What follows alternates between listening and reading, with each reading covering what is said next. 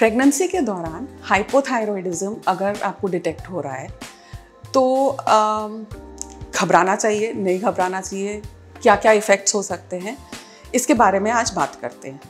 मैं डॉक्टर शेरी Khanna, doctor Khanna's path care से। Hypothyroidism क्या होता है? बेसिकली थायराइड एक बटरफ्लाई शेप ग्लैंड है जो यहाँ पे करके नेक के फ्रंट एरिया में होता है। इसका काम मेटाबॉलिज्म को कंट्रोल करना है, मतलब बॉडी के अंदर एनर्जी क्रिएट करना, बॉडी के अंदर हीट प्रोडक्शन करना, बॉडी के अंदर डाइजेस्टिव सिस्टम को एक्टिवेट करना, ये इस सब के थायराइड ग्लैंड का काम है। तो अगर थायराइड ग्लैंड स्लगिश है, ढीला है और ठीक से काम नहीं कर रहा है तो उसे हम हाइपोथायरॉइड बोलते हैं।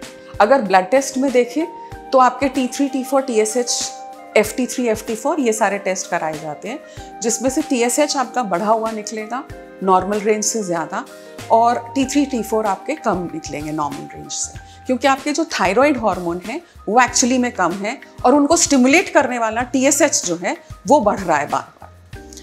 प्रेगनेंसी में इसका क्या इफेक्ट होता है, या उससे पहले हम ये समझ लेते हैं कि आपके बॉडी में क्या क्या सिम्टम होंगे।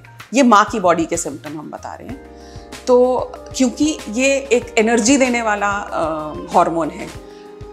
आप समझ लीजिए अगर वो हार्मोन कम होगा तो क्या क्या होगा, हमें थकावट होगी, हमारे को डिप्रेशन होएगा, हमें ठंड बहुत ज़्यादा लगेगी, कॉन्स्टिपेशन रहेगा, ड्राई स्किन और ड्राई हेयर रहता है और मूड की इमोशनल इंस्टेबिलिटी रहती है। बच्चों पे इसका लेकिन बहुत सीरियस इफेक्ट होता है, क्योंकि बच्चों में प्रेगनेंसी में इनिशियल फ्यू मंथ्स में खुद थायराइड हार्मोन नहीं बन रहा होता और वो माँ से ही थायराइड हार्मोन ले रहे होते हैं, और अगर माँ में ही कमी है तो बच्चे में भी कमी हो जाएगी।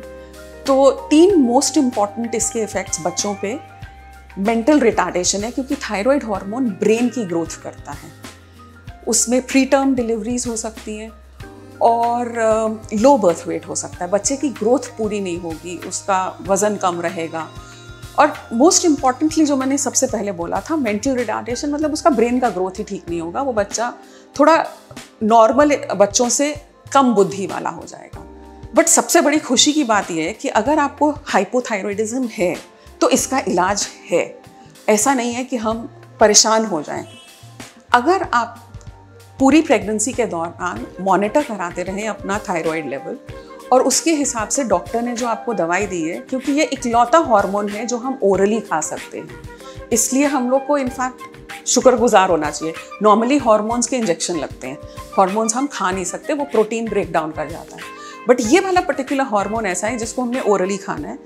दवाई जितनी डोजेज डॉक्टर ने आपको बताई है उतनी खानी है, सुबह उठ के खानी है, खाली पेट खानी है, हर रोज़ सेम टाइम पे खानी है, और सबसे इम्पॉर्टेंटली हमने अपने ब्लड लेवल्स को मॉनिटर करना है। सो ड्यूरिंग प्रेगनेंसी अगर आप क्लोजली फॉलो करेंगे अपने TSH लेवल्स को तो प्रेगनेंसी एकदम नॉर्मल निकलेगी, बच्चा एकदम नॉर्मल और स्वस्थ निकलेगा।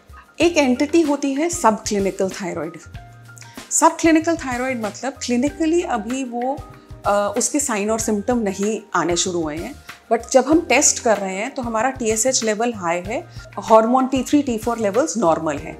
ये बेसिकली आप समझ लीजिए एक border line kind of entity है कि आपको अभी सिम्टम तो नहीं आने शुरू हुए, लेकिन पक्का ये है कि अगर थोड़ा और टाइम ऐसे ही बिना मेडिसिन के निकले तो ये कन्वर्ट हो जाएगा हाइपोथायरॉयडिज्म में। सो इसमें भी कई बार डॉक्टर आपकी मेडिसिन देते हैं और आपको ज़रूर लेनी चाहिए। तो ये है थायराइड के रिगार्डिंग कुछ जानकारी। अगर इसके बारे में आपने कुछ और डिटेल में पता करना है तो आप हमें डायरेक्टली कॉन्टैक्ट कर सकते हैं। Thank you so much.